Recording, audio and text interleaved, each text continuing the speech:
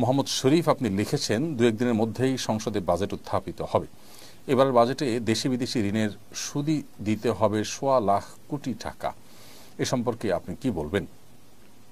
ভাই শরীফ, এ বিষয়ে আমরা এর আগেও একাধিকবার বলেছি, বাংলাদেশের সংখ্যাগরিষ্ঠ জনগণ যেহেতু মুসলিম এবং এদেশের মুসলমানরা অন্য যে কোনো বিষয়ের ক্ষেত্রে তাদের ত্রুটি বিচ্ছেদে যাই থাকুক না থাকুক, সুদ থেকে বাঁচার জন্য প্রত্যেকটা মানুষ কম বেশি চেষ্টা করে। যার কারণে আমরা দেখি যে কনভেনশনাল ব্যাংকগুলো পর্যন্ত ইসলামিক ব্যাংকিংয়ের উইং খুলতে বাধ্য হয়, কারণ মানুষ সুদকে ঘৃণা করে, সুদ থেকে বাঁচার চেষ্টা করে।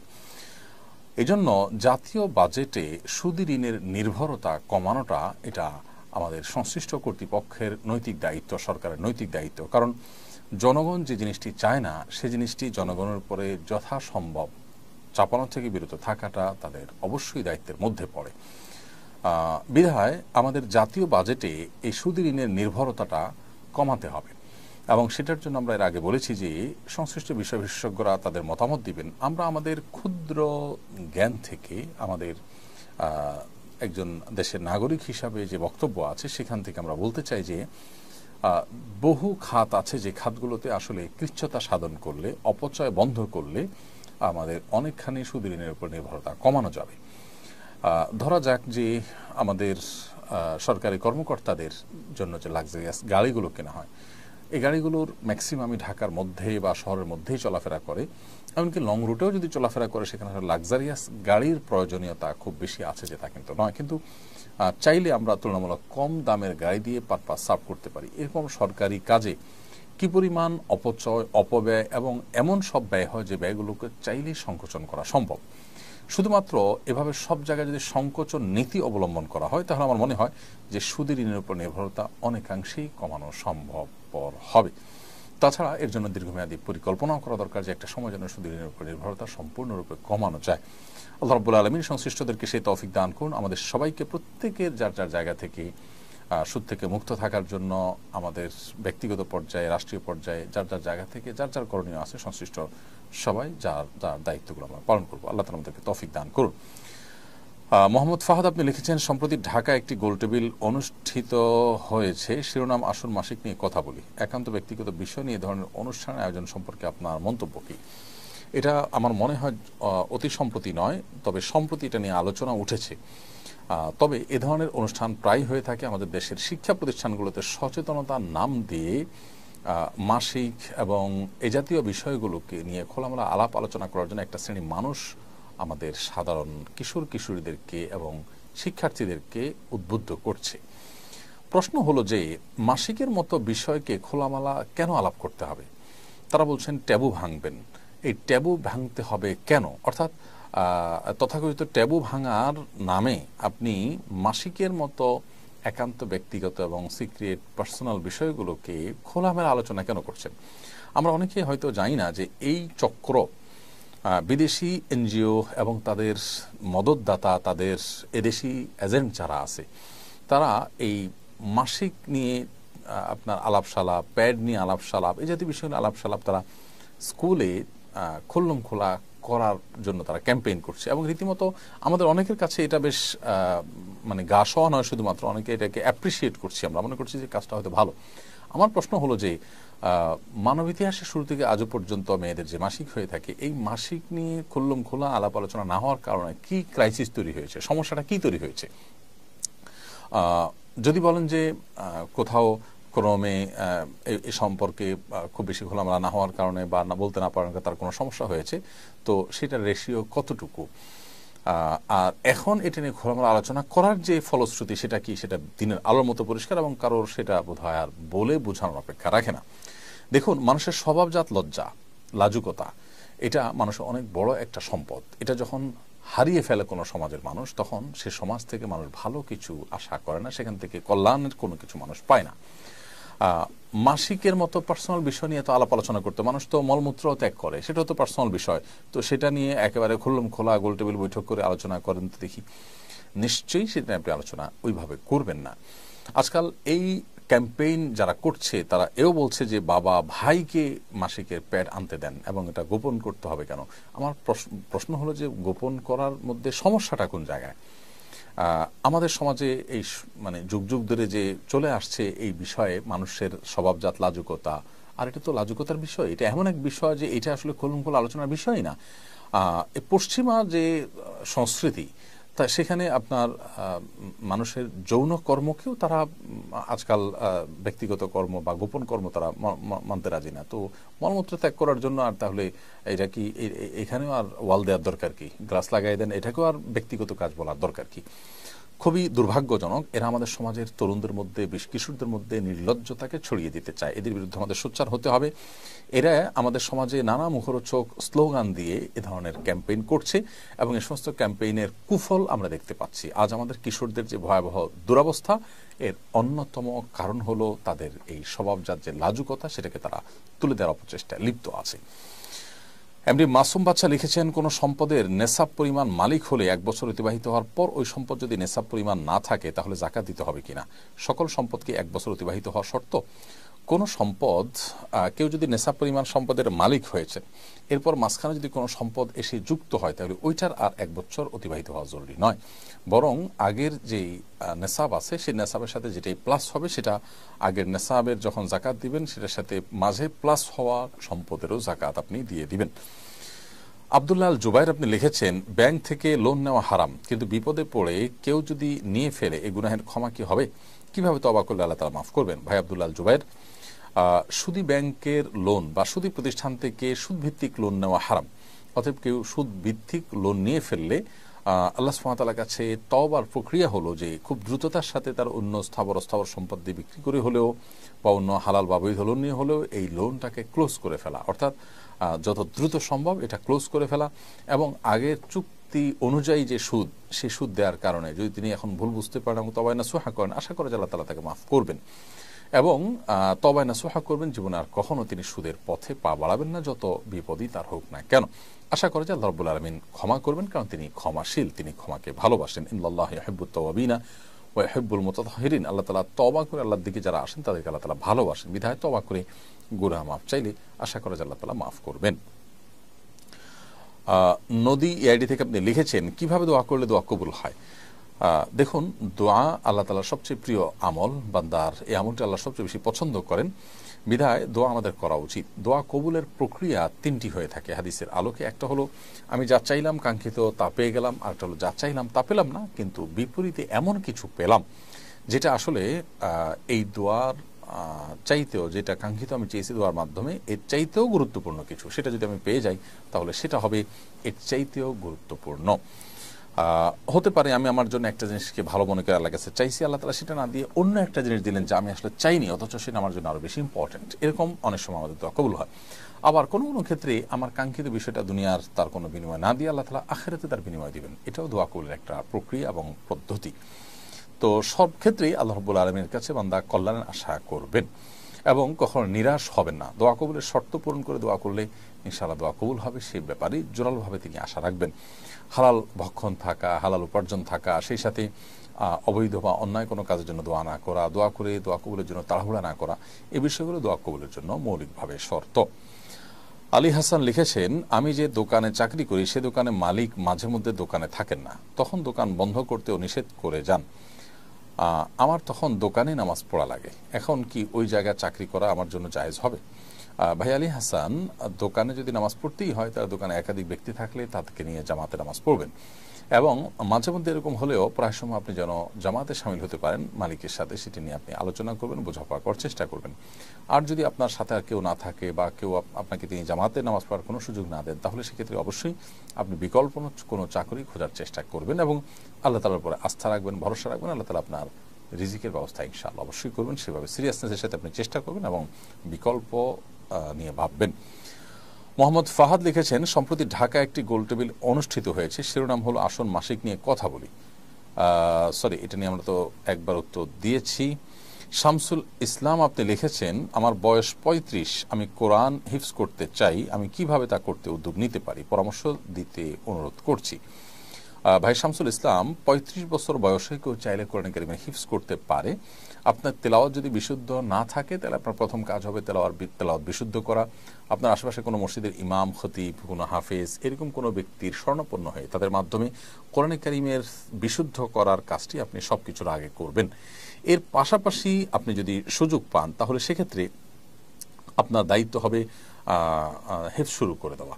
কোনো একজন হাফেজে কোরআন যিনি কোনো একটা মসজিদে দায়িত্ব পালন করছেন অথবা কোনো একটা মাদ্রাসায় দায়িত্ব পালন করছেন, এক কথা যিনি হাফেজ, এরকম কোনো ব্যক্তির শরণাপন্ন হয়ে তার সহযোগিতা নিয়ে আপনি প্রতিদিন একটু একটু করে তেলাওয়াত করবেন এবং যেটা তেলাওয়াত করছেন সেটা সালাতের মধ্যে, নামাজের মধ্যে বারবার করে নফল নামাজে, ফরজ নামাজে আপনি পড়তে থাকবেন। ইনশাআল্লাহ আপনি এভাবে যদি ধীরে ধীরে শুরু করে দেন, আশা করা যায় আল্লাহ রাব্বুল আলামিন একসময় আপনাকে অবশ্যই তৌফিক দান করবেন এবং আপনি ইনশাআল্লাহ তাআলা আপনার কাঙ্ক্ষিত জায়গায় পৌঁছতে পারবেন, অর্থাৎ আপনি আপনার হিফজ সম্পাদন করতে পারবেন। আল্লাহ তাআলা আপনাকে সেই তৌফিক দান করুন। আমরা মনে প্রাণে আপনার জন্য দোয়া করছি।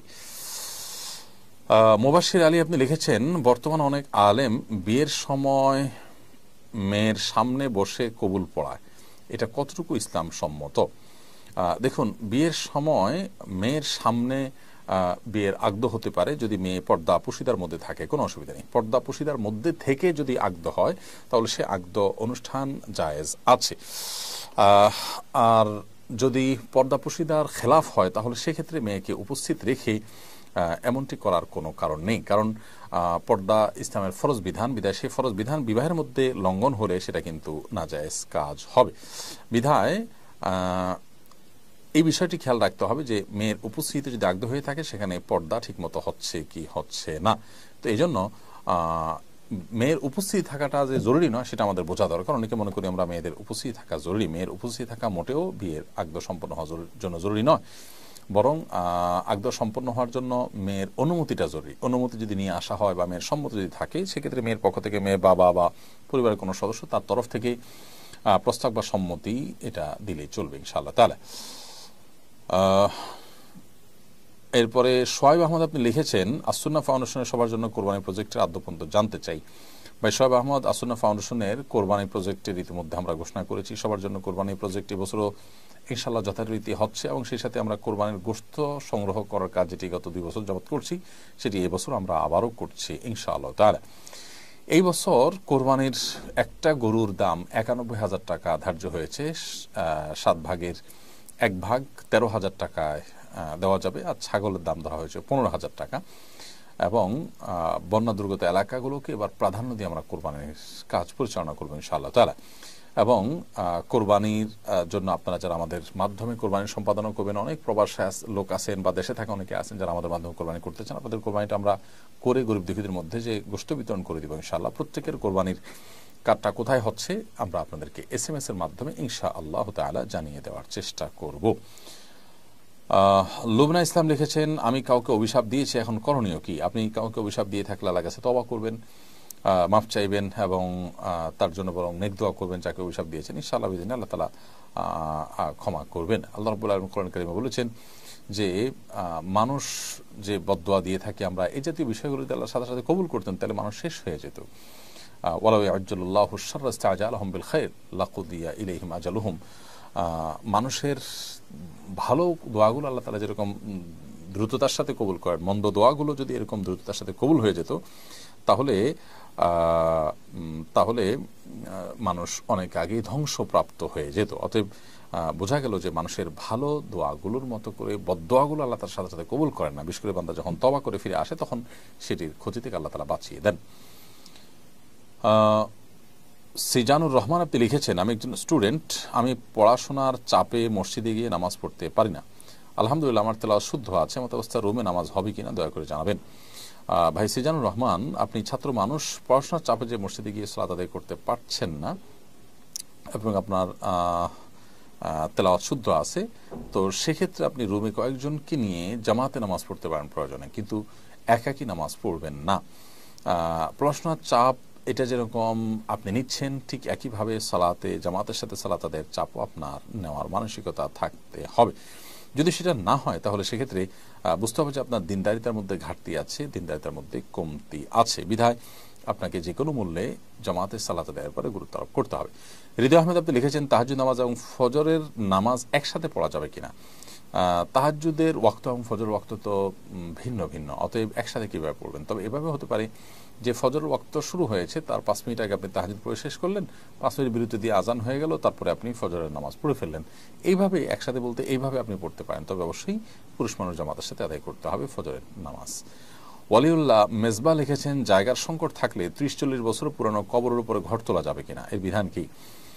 যদি কবরের লাশ মাটির সাথে মিশে যায় এবং বিকল্প কোনো জায়গা না থাকে, কেউ নিরুপায় হয়, তাহলে সেক্ষেত্রে কবরের উপরে রাস্তাঘাট করা বা ঘরবাড়ি করাকে অনেক উলামা ইকরাম জায়েজ বলেছেন, যদি অনেক উলামা ইকরাম সেটাকে সর্বাবস্থায় কবরস্থানের পরে কোনো স্থাপনা করাকে মাকরুহ বলেছেন।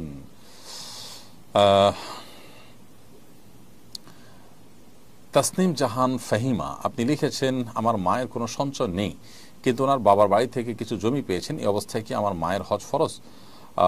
বোন তাসনিম, আপনার মায়ের কোনো সঞ্চয় যেহেতু নেই, অতএব বাবার বাড়ি থেকে যে জমি পেয়েছেন সেই জমির উপার্জনের উপরে তিনি যদি নির্ভর থাকেন অথবা তার ফসলের উপর নির্ভর থাকেন, তাহলে সেক্ষেত্রে তার সেই জমি বিক্রি করে তার জাকাতও দিতে হবে না, হজও করতে হবে না। আর যদি ওই জমির উপরে নির্ভরতা তার করতে না হয়, বরং এটা এমনিতেই পড়ে থাকে, তাহলে সেক্ষেত্রে এই জমি বিক্রি করে হজ করার মতো সুযোগ থাকলে তিনি হজ করবেন। একজন নারীর হজ করার জন্য 2জন লোকের হজের টাকা লাগে, মাহরাম এবং তার নিজের, সেরকম টাকা যদি হয় টাকা এগুলা বিক্রি করে তাহলে তাকে হজ করতে হবে। আর জাকাতের বিষয়টা হলো যে ল্যান্ড যদি বিক্রির উদ্দেশ্যে না থাকে, জাস্ট পড়ে আসে অ্যাজ এ অ্যাসেট অথবা ফসল উৎপাদন করছেন, তাহলে ল্যান্ডের ভ্যালুর উপরে জাকাত আবশ্যক হয় না।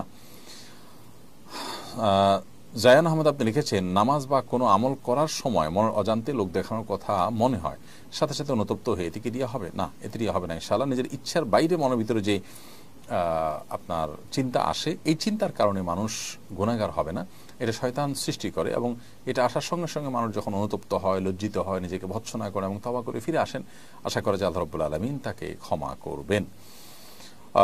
মামুন বিল্লাহ আপনি লিখেছেন, প্রাকৃতিক দুর্যোগ এলেই কেউ একে আল্লাহর গজব সাব্যস্ত করেন, অথচ এতে অনেক আলেম ওলামাও মারা যান, আসলেই কি এসব আল্লাহর গজব? আমরা এর আগে বিভিন্ন সময় বলেছি যে প্রাকৃতিক দুর্যোগ মানেই আল্লাহর গজব মনে করাটা, এটা আমাদের জ্ঞানের স্বল্পতার কারণে আমরা করে থাকি। মূলত প্রাকৃতিক দুর্যোগ এটি কখনো কখনো আল্লাহ তাআলার তরফ থেকে বান্দার জন্য পরীক্ষা হিসাবে থাকে, কখনো কখনো এটি আল্লাহ তাআলা দিয়ে থাকেন বান্দার সবর এবং মর্যাদার মাধ্যমে তার মর্যাদা বৃদ্ধি করবার জন্য, আবার কখনো কখনো মানুষের কৃতকর্মের ফসল স্বরূপ দিয়ে থাকেন। অতএব এটাকে সর্বাবস্থায় আপনার গণহারে আল্লাহ তাআলার পক্ষ থেকে আযাব বা গজব হিসাবে আখ্যায়িত করা, এটা মোটেই দায়িত্বশীলতার পরিচয় নয়। শাহিনা আফরোজ নিশি লিখেছেন, আমার এক বোন তার প্রবাসী স্বামীকে তালাক দিয়ে একই দিনে প্রেমিককে বিয়ে করে, তার এই বিয়ে এবং তালাক বৈধ হয়েছে কিনা, না হলে করণীয় কি? তা আর এই মেয়ে যদি তার ভুল বুঝে পূর্বের স্বামীর কাছে ফেরত যেতে চায়, যেতে পারবে কিনা, পারলে কি করতে হবে? বোন শাহিনা, প্রথম কথা হলো যে এই ধরনের প্রশ্নের উত্তর কোনো আলেমের সাথে সরাসরি সাক্ষাৎ করে ডিটেল লিখে তারপরে নেওয়ার চেষ্টা করতে হবে, কারণ এখানে অনেকগুলো পাল্টা প্রশ্নের ব্যাপার আছে যে প্রশ্নগুলো আপনাকে আমি করতে পারছি না এখানে। অতএব আমি অনুরোধ করব যে কোনো একটা ফতোয়া বিভাগে, কোনো বড় কোনো মাদ্রাসায় কোনো মুফতি থাকলে তার সাথে ফেস টু ফেস আপনি বিস্তারিত জানিয়ে তারপরে এই সমস্যার সমাধান নেওয়ার চেষ্টা করবেন। বিশেষ করে তিনি কি তালাক দিয়েছেন কিভাবে, একজন স্ত্রী তো তার স্বামীকে তালাক দিতে পারেন না, তাহলে তার প্রক্রিয়াটা কি ছিল, অর্পিত তালাকের ছিল কিনা, অর্পিত তালাকের শর্ত পাওয়া গেছে কিনা, অনেকগুলো ব্যাপার স্যাপার থাকবে। তবে মৌলিকভাবে একটু বলে রাখি যে একজন স্বামীর সাথে কোনো নারীর যদি বৈধ ডিভোর্সও হয়, এখানে আদৌ বৈধ ডিভোর্স হয়েছে কিনা আমরা জানি না, যদি বৈধ ডিভোর্স হয়েও থাকে তারপরও তিনি সাথে সাথে আরেকটি বিয়ে করলে পরবর্তী বিয়েটা অবৈধ হয়, সে বিয়ে বাতিল এবং সে বিয়ে গ্রহণযোগ্য নয়। আর পূর্বের স্বামীর কাছে ফিরে যাওয়াটা নির্ভর করবে যে তালাক তার কোন পর্যায়ে আছে, তিনি কোন পর্যায়ে তালাক দিয়েছেন, সেটা আদৌ তালাক হয়েছে কিনা, হলে কয় তালাক হয়েছে, এগুলোর উপর নির্ভর করবে। বিধায় এই বিষয়ে আমি আসলে উত্তর দিতে পারছি না আপনাকে। সাবির হোসেন লিজেন আপনি লিখেছেন, না বুঝে ওয়াদা করে ওয়াদা ভঙ্গ করলে কোনো ক্ষতি হবে কিনা? না বুঝে ওয়াদা করেছেন, এমন ওয়াদা যেটা আপনি রক্ষা করতে পারবেন না, তো এটা আপনি ভঙ্গ করেছেন, তাহলে সেক্ষেত্রে আল্লাহ তাআলার কাছে তওবা করবেন, খাঁটি তওবা, যে এ ধরনের দায়িত্ব জ্ঞানহীনতার কাজ আর করবেন না। কারণ ওয়াদা করার পর ওয়াদা খেলাফ করা গুনাহের কথা এবং কবিরা গুনাহ, তো এই কবিরা গুনাহ থেকে আল্লাহ তাআলার কাছে মাফ চাইতে হবে, তওবা নাসুহা এবং খাঁটি তওবা করতে হবে। এরপর প্রশ্ন হলো, আমি একটি হিন্দু সম্প্রদায়ের মেয়ে, আমি ইসলাম ধর্মকে বিশ্বাস করি এবং আল্লাহর ইবাদত করতে চাই, এখন আমি যদি প্রকাশ্যে ইসলাম ধর্ম গ্রহণ করি তাহলে আমার পরিবার আমাকে ত্যাগ করবে। এমন অবস্থায় আমার কি করা উচিত, আমার পরামর্শ চাই। ধন্যবাদ বোন, আল্লাহ তাআলা আপনাকে হেদায়েতের পথে আসার তৌফিক দান করুন, আমরা আপনার জন্য মনে প্রাণে দোয়া করছি। আর আপনার প্রশ্নের উত্তর হলো যে আপনি যখন ইসলাম ধর্মের সত্যতা বিশ্বাস করেন মনে প্রাণে এবং আল্লাহর এবাদত আপনি করতে চাচ্ছেন, তাহলে সেক্ষেত্রে আপনার সৎ সাহস থাকতে হবে। প্রকাশ্যে ইসলাম এর কথা বললে পরিবার আপনাকে ত্যাগ করবে, সেজন্য নতুন মুসলিমদের সাপোর্ট করে এরকম প্রতিষ্ঠানগুলোর সাথে যোগাযোগ করে আপনি আপনার করণীয় ঠিক করবেন এবং একজন প্রাপ্তবয়স্ক মানুষ হিসাবে আপনার সে রাইট এবং অধিকার কিন্তু আছে। বিধায় দিন বা ইসলাম গ্রহণ করার পর নানা রকম কোনটা সময় পরিস্থিতির মুখোমুখি আমাদেরকে হতে হবে, সে বিষয়গুলো মাথায় রেখেই কিন্তু আমরা অগ্রসর হতে হবে। বিকজ সাহাবীদের কথা যদি আমরা বলি, ইসলামের ইতিহাসের প্রথম জিজ্ঞার সোনালী মানব যারা ছিলেন তাদের কথা যদি বলি, তারা ইসলাম গ্রহণ করার ফলে নানা রকমের বাধা বিপত্তির মুখোমুখি হয়েছেন, এরপরও তারা কিন্তু ইসলাম থেকে পিছপা হননি। শুভানা ইয়ারি থেকে আপনি লিখেছেন, নাপাক কাপড় পরিধান করে অজু করলে অজু হবে কিনা। নাপাক কাপড় পরিধান করে যদি কেউ অজু করেন অজু হয়ে যাবে, কারণ অজুর সাথে আসলে এটা সম্পর্ক নয়। তবে পরনে থাকা কাপড় নাপাক থাকলে যত দ্রুত সম্ভব সেটাকে পরিবর্তন করা কিংবা ধোয়া উচিত। বাট এই অবস্থায় যদি অজু করেন কেউ, অজু হয়ে যাবে, অজু হওয়া না হওয়ার সাথে এটা সম্পর্ক নয়। তবে হ্যাঁ, নাপাক কাপড় শরীরে লাগার কারণে যে অংশে নাপাক লেগেছে সে অংশটা ধুয়ে তাকে নামাজ পড়তে হবে। নাজিমউদ্দিন আপনি লিখেছেন, ঘূর্ণিঝড় রিমালের সময় অনেক মৃত বন্য প্রাণী ভেসে যেতে দেখা যায়, অনেক মৃত হরিণও দেখা গেছে, এসব হরিণের চামড়া ছাড়িয়ে ব্যবহার করা যাবে কিনা। খুবই সুন্দর একটি প্রশ্ন। আপনার প্রশ্ন উত্তর হলো যে অবশ্যই এই হরিণের চামড়া ছাড়িয়ে আমরা ব্যবহার করতে পারবো। কোনো প্রাণী যদি মারাও যায়, জবে করা না হয়, তারপরও সেই প্রাণীর চামড়া ছিলে এরপরে সেই চামড়া যথারীতি আপনার প্রসেস করে এটাকে ব্যবহার করতে চাই, সেটা করা যাবে। মৃত প্রাণীর গোশত খাওয়া যাবে না, কিন্তু চামড়া ছাড়িয়ে সেটির ব্যবহার করা ঠিকই জায়েজ আছে। বিপি রুবায়েদ আহমদ আপনি লিখেছেন, আমরা জানি সন্তানের বেহেশত মায়ের পায়ের নিচে, আবার এটাও শুনি স্ত্রীর বেহেশত স্বামীর পায়ের নিচে, এটা তো পরস্পর বিরোধী। মহিলাদের বেহেশত একই সঙ্গে স্বামী এবং মায়ের পায়ের নিচে কিভাবে হতে পারে? দেখুন, জান্নাতের ব্যাপারে মায়ের আনুগত্য বাবার আনুগত্যের মধ্যে জান্নাত নিহিত রয়েছে, এই মর্মে বর্ণনা রয়েছে। এবং স্বামীর পায়ের নিচে স্ত্রীর বেহেশত এরকম কোনো বর্ণনা আছে বলে আমার জানা নেই যে স্বামীর পায়ের নিচে স্ত্রীর বেহেশত। বরং সর্বাবস্থায় মা বাবা তাদের আনুগত্যের মধ্যে জান্নাত নিহিত রয়েছে। তবে হ্যাঁ, একজন নারী তিনি বিবাহের পর অবশ্যই তার স্বামীর আনুগত্য করবেন, বৈধ নির্দেশগুলো তিনি মেনে চলবেন, সেটি ভিন্নতর বিষয়। বদরুদ্দিন আপনি লিখেছেন, একজন গায়ক সম্প্রতি বলেছেন গানের মাধ্যমে উপার্জিত অর্থ হারাম খাওয়া উচিত নয় বলে তিনি সেসব দিয়ে খাবার কেনেন না, এগুলো দিয়ে বাড়ি বানিয়েছেন। খাবার কেনেন ব্যবসার টাকা দিয়ে, হারাম টাকা দিয়ে বাড়ি বানানোর বিষয়টা সম্পর্কে ইসলাম কি বলে? ভাই বদরুদ্দিন, যে গায়ক এটি বলেছেন তিনি সম্ভবত ইসলামের এই নির্দেশনাটা বুঝতে ভুল করেছেন। মূলত হারাম খাওয়া নিষেধ, এর মানে এই নয় যে আক্ষরিক অর্থে শুধু খাওয়া, তার মানে হারাম উপার্জন করাটাই নিষেধ। উপার্জন করে আপনি সেটাতে বাড়ি কিনলেন নাকি পোশাক কিনলেন না খাবার খেলেন না কি করলেন সেটা ইস্যু নয়। হারাম উপার্জন করতে আল্লাহ তাআলা আমাদেরকে নিষেধ করেছেন। আর খাওয়া কথাটি মোটা দাগে বোঝানো হয়েছে, এর উদ্দেশ্য শুধুমাত্র আক্ষরিক অর্থে খাওয়াটাই নিষেধ আর বাকি কাজ অনুমোদিত, ব্যাপারটা কিন্তু সেরকম নয়। মাহমুদুল হাসান আপনি লিখেছেন, দেশের একটি পাবলিক বিশ্ববিদ্যালয়ের নারী ভিসি নারী পুরুষকে একত্র করে বিশ্ববিদ্যালয়ের মসজিদের মূল অংশে অনুষ্ঠান করতে চাইলে মসজিদের ইমাম সাহেব এটা উচিত নয় বলে জানান।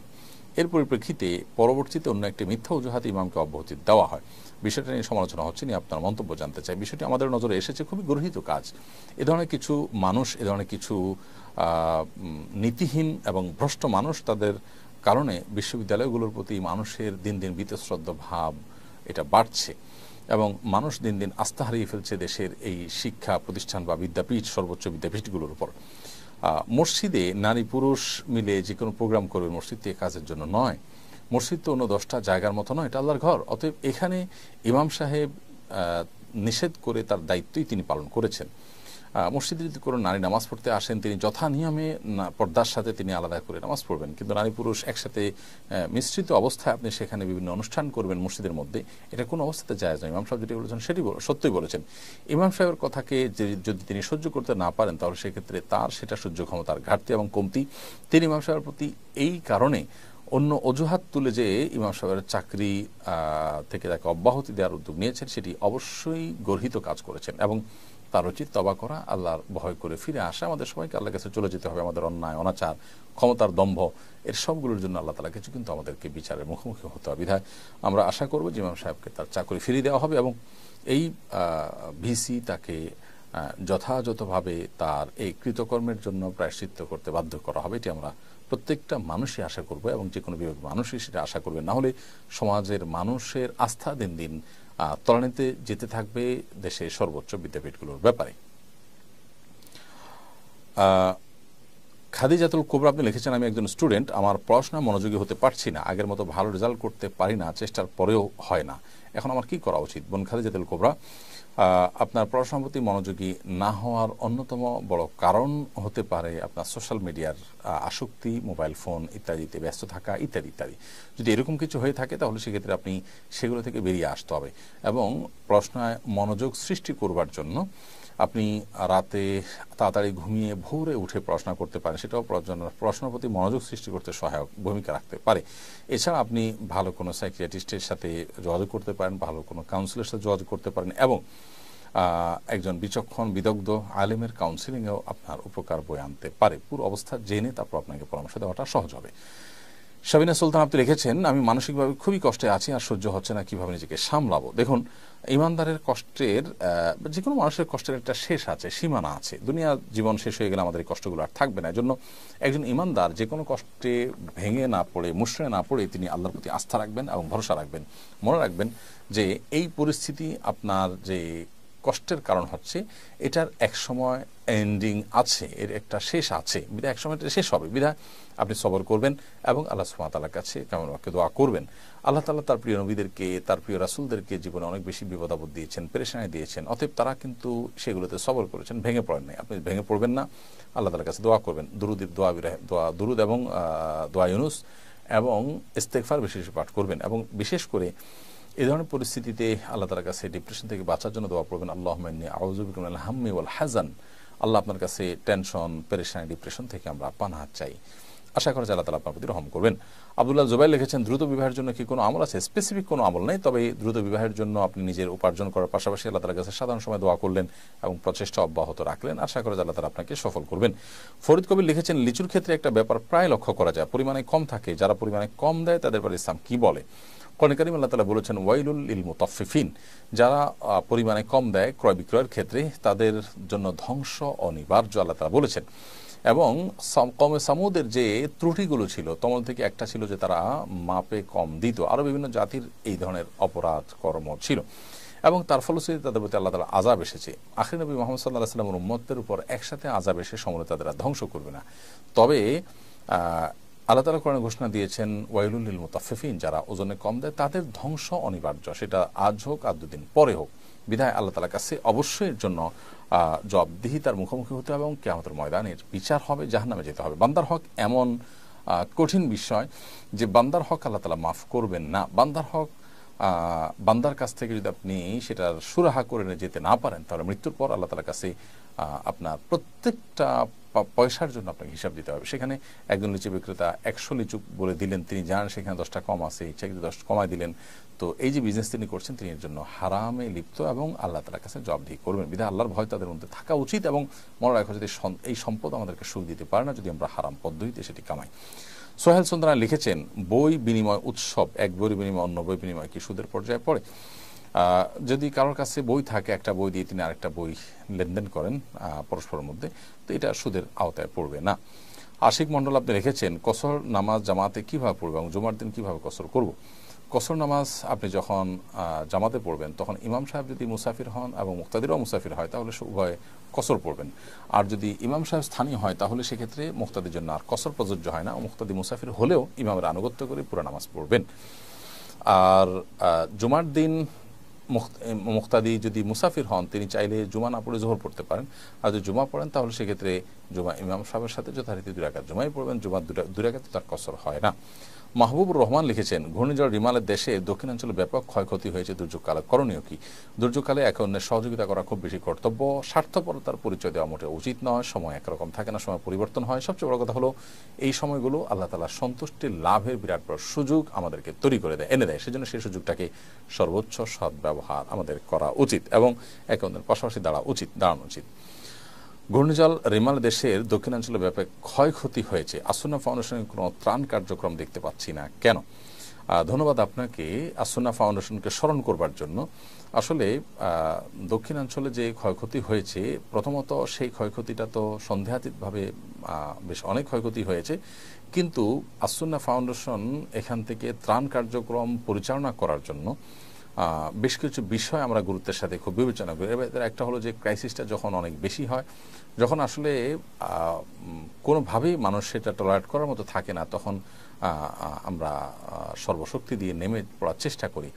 এখন দক্ষিণাঞ্চলে যে অবস্থা হচ্ছে সেটা অবশ্যই অনেক ক্ষয়ক্ষতি, কিন্তু দক্ষিণাঞ্চলে এমনিতে অনেক সময় বন্যা হয়, নদীমাতৃক এলাকা, সেখানে বন্যার সাথে মানুষ কিছুটা হলেও তাদের জানাশোনা আছে এবং এগুলো মোকাবেলা করার মতো পরিস্থিতি তাদের আছে, তারপরও সেখানে সহযোগিতা প্রয়োজন। কিন্তু আসুন্না ফাউন্ডেশনের আপনারা জানেন যে অনেকগুলো প্রজেক্ট ইতিমধ্যে চলমান আছে। এই অবস্থায় আসলে অনেক জরুরি কাজ যেগুলো আমরা ইতিমধ্যে হাতে নিয়ে ফেলেছি সেগুলো শেষ না করে আসলে আমরা মুভ করতে পারছি না। যে জন্য আমরা ভাবছি যে আপাতত খাদ্যের কষ্টে সেখানে মানুষ আছে এবং অনাহারে মানুষ দিনাতিপাত করছে, এই লেভেলের কষ্টের চাইতে ঘরবাড়ি ভাঙন, অন্যান্য ক্ষয়ক্ষতিগুলো মানুষের বেশি হয়েছে, যার কারণে আমরা ইনশাআল্লাহ বন্যা পরবর্তী পুনর্বাসন করতে পারি কিনা সেটা নিয়ে আমরা ভাবছি, পর্যালোচনা করছি। এবং সেই সাথে কোরবানির যে প্রজেক্ট আমাদের আছে, ইনশাআল্লাহ কোরবানির প্রজেক্টটাকে আমরা এই ঘূর্ণিঝড় দুর্গত এলাকাগুলোতে বিশেষ প্রায়োরিটি দিয়ে আমরা সম্পাদন করার চেষ্টা করব ইনশাআল্লাহ তাআলা। সৌরভ ইসলাম সাজিদ লিখেছেন, ছোট একটা চাকরি করে বিয়ে করতে চাই, তবে মনের ভিতর নানা রকম দ্বিধাদ্বন্দ্ব আছে, এ বিষয়ে কিছু বলবেন? ভাই সৌরভ ইসলাম সাজিদ, আল্লাহ তাআলা আপনার মনের বাসনা পূরণ করুক, আমরা দোয়া করি, এবং আপনার বিবাহের যে প্রয়োজন সেটা আল্লাহ তাআলা পূরণ করার তৌফিক দান করুন। আমার মনে হয় আপনি কোনো আলেমের সাথে সরাসরি সাক্ষাৎ করে আপনার বিষয়টা সম্পর্কে আপনি জানার চেষ্টা করেন এবং সুরাহা করার চেষ্টা করেন, তাহলে ইনশাআল্লাহ বিদিল্লাহ আশা করা যায় যে আপনি আপনার সমস্যার সমাধান করতে পারবেন। আব্দুল আল কাফি লিখেছেন, দুর্যোগের মুহূর্তকেও অনেকে উদযাপন করে। ঘূর্ণিঝড় রিমালের সময়ও ফেসবুকে অনেকে খিচুড়ি খাওয়ার পোস্ট করেছে, কেউ কেউ তো রিমাল দেখতে কক্সবাজারেই চলে গেছেন। বিষয়টা কীভাবে দেখেন? দেখুন, আমরা খুব ভয়ঙ্কর একটা সময় পার করছি। আমার মনে হয় যে আজকাল যে কোনো বিষয় নিয়ে উৎসব করার বা যে কোনো বিষয়কে উদযাপন করার একটা মানসিকতা আমাদের মধ্যে তৈরি হয়েছে। এটা ভোগবাদ এবং বস্তুবাদ এই সমাজে ঝেঁকে বসার কারণেই হয়েছে। একজন ইমানদার তিনি পরকালে বিশ্বাসী হওয়ার কারণে তিনি ভোগবাদে গা ভাসাতে পারেন না, তিনি এই ধরনের উন্মাদনা তিনি করতে পারেন না। দুর্যোগ দুর্বিপাকে, বিশেষ করে ঘূর্ণিঝড়, প্লাবন, তুফান, এই সমস্ত পরিস্থিতিতে, ঝড় বৃষ্টি, এই সমস্ত পরিস্থিতিতে প্রান্তিক জনগোষ্ঠীর মানুষের অনেক কষ্ট হয়। তাদের কথা একজন বিবেকবান মানুষের মাথায় আসবে এবং তাদের জন্য কিছুটা করার চিন্তা করবেন। এর বাইরে সেই সময়টাতে ফুর্তি করা, আমি ঝড়ের মধ্যে বরং অনেক বেশি ফুর্তি করছি, আনন্দে আছি, আমি গোশ পোলাও খাচ্ছি বা খিচুড়ি খাচ্ছি, এই বিষয়গুলো সোশ্যাল মিডিয়াতে শেয়ার করা ইত্যাদি করা, এটা হলো দায়িত্ব জ্ঞানহীনতার পরিচয়। মানুষ যে এখন স্বার্থান্ত হয়ে গেছে, মানুষ যে তার আশপাশ নিয়ে ভাবার সুযোগ পর্যন্ত নেই, শুধুমাত্র নিজের সুখটুকুই দেখছে, এরকম একটা ভয়ঙ্কর পরিস্থিতি আমরা দেখতে পাচ্ছি। এবং ধর্মীয় শিক্ষা, নৈতিক শিক্ষা সর্বত্র এটাকে দূরে সরিয়ে দেওয়ার কারণে কিন্তু এই পরিস্থিতি তৈরি হয়েছে। বিধায় আমাদের উচিত হবে আল্লাহর কাছে তওবা করা, ইস্তেগফার করা এবং এই জাতীয় পরিস্থিতিতে আল্লাহর দিকে মনোনিবেশ করা, ফুর্তি করা নয়। এসে আকবর লিখেছেন, তাহাজ্জুদের আগে কি বিতরের নামাজ পড়া যাবে? তাহাজ্জুদের আগে বিতরের নামাজ পড়বেন না, বিতরের নামাজ হবে শেষ নামাজ। নবী সাল্লাল্লাহু আলাইহি ওয়াসাল্লাম বলেছেন যে আখিরাত সালাতিকুম বিল্লাইলি বিতরা, তোমরা রাতের শেষ নামাজ হবে তোমাদের বিতির। তবে কোনো কারণে যদি বিতরের নামাজকে আপনি রাতের শেষ নামাজ না করে আগে বিতির পড়ে ফেলেছেন, পরে সুযোগ পেয়েছেন বিতির পড়া, সেটা জায়েজ আছে। মনি বিনতে হোসেন লিখেছেন, বদনজর লেগেছে কিনা কিভাবে বুঝবো? এটা রাখিরা ভালো বলতে পারবে, বিশেষ করে সোশ্যাল মিডিয়াতে রুকিয়ার অ্যাপগুলো থেকে আপনারা সহযোগিতা নিতে পারেন। রোমানা কবির লিখেছেন, আমার ভাগ্নি 10 বছর 1 মাস 13 দিন বয়সে ইন্তেকাল করেছে। সে হিজাব করত, কোরআন পড়তে পারত এবং নামাজ শেখানো হচ্ছিল, ওর জন্য দোয়া কামনা করছি। অবশ্যই আপনার ভাগ্নির জন্য দোয়া করছি, আল্লাহ তাআলা তাকে জান্নাতুল ফেরদাউসের মেহমান হিসেবে কবুল করুন। মমিন খান লিখেছেন, সন্তান জন্ম হওয়ার পর যদি আজান দেওয়া না হয়, পরবর্তী করণীয় কি? আর পরবর্তীতে বিশেষ কোনো করণীয়, যদি আজান দেওয়া মিস হয়ে থাকে তবে আজান দেওয়াটা মুস্তাহাব। না না দিলে যে গুনাহ হবে এটা সেরকম না। নীলুফা জামি আপনি লিখেছেন, রিজিক নিয়ে খুব পেরেশানিতে আছি, পরামর্শ কামনা করছি। রিজিক নিয়ে পেরেশানি এই জন্য হয় যে রিজিক সম্পর্কে আমাদের ধারণা নেই, যে এটি আল্লাহ তাআলার জিম্মায়। আমরা চেষ্টা করব আমাদের দায়িত্ব এবং কর্তব্যের অংশ হিসেবে, বাকি রিজিক দেওয়ার মালিক আল্লাহ তাআলা। আল্লাহ তাআলা কখনো পরীক্ষা করেন, কখনো কষ্ট দেন, কখনো মানুষকে সুসময় দেন। সেই পরিস্থিতিগুলোতে আল্লাহ তাআলার উপরে পরিপূর্ণ আস্থা আমাদের থাকতে হবে। তাবাসসুম কিয়া লিখেছেন, আমার শ্বাসের সমস্যা, আমি সব সময় উজু করতে পারি না, এক্ষেত্রে আমি কি তায়াম্মুম করতে পারবো? শ্বাসের সমস্যা হলে পানি দ্বারা যদি উজু করতে আপনি না পারেন, তাহলে সেক্ষেত্রে তায়াম্মুম করতে পারবেন। যদি গরম পানি দিয়ে ব্যবহার করতে পারেন তাহলে গরম পানি দিয়ে করবেন, যদি গরম পানিও করা না যায় তাহলে সেক্ষেত্রে নিরুপায় হলে আপনি তায়াম্মুম করতে পারবেন। এমডি নাইন খান লিখেছেন, সুদখোরের বাগানের ফল খাওয়া যাবে কিনা? যে ব্যক্তি সুদখোর, তার বাগানের ফল এটা যদি তার সুদের উপার্জন থেকে না আসে, সুদি ইনভেস্টমেন্ট থেকে না আসে, তাহলে সেটা খাওয়া যেতে পারে। ফারজানা রোমা লিখেছেন, নামাজ পড়ার অবস্থা যদি মাসিক হয় তাহলে করণীয় কি? নামাজ পড়ার অবস্থা মাসিক হলে নামাজ ছেড়ে দিবেন এবং মাসিকের যে বিধিবিধান আছে সেটা প্রযোজ্য হবে। আশফিক আহমদ লিখেছেন, ঘরের দরজার সামনে একটি গাছ ছিল, গাছটি মারা গেছে কিন্তু কাটা হয়নি। অনেকে বলে এই গাছের ছত্রছায়া অমঙ্গল এবং কুলক্ষণ, আসলে কি সত্য? এটা একেবারেই কুসংস্কার, এটাকে অমঙ্গল বা অলক্ষণ কুলক্ষণ মনে করাটা বরং গুনাহের কথা। কামরুল হাসান লিখেছেন, যদি রাতে স্বপ্নদোষ হয় আর আমি না বুঝতে পেরে গোসল ছাড়াই ফজর নামাজ পড়ি, তাহলে কি আমার নামাজ হবে কিনা? আপনি না জেনে না বুঝে যেটা করে থাকেন, পরবর্তীতে সে নামাজ কাজা করবেন, কারণ তার এই নামাজ হয়নি।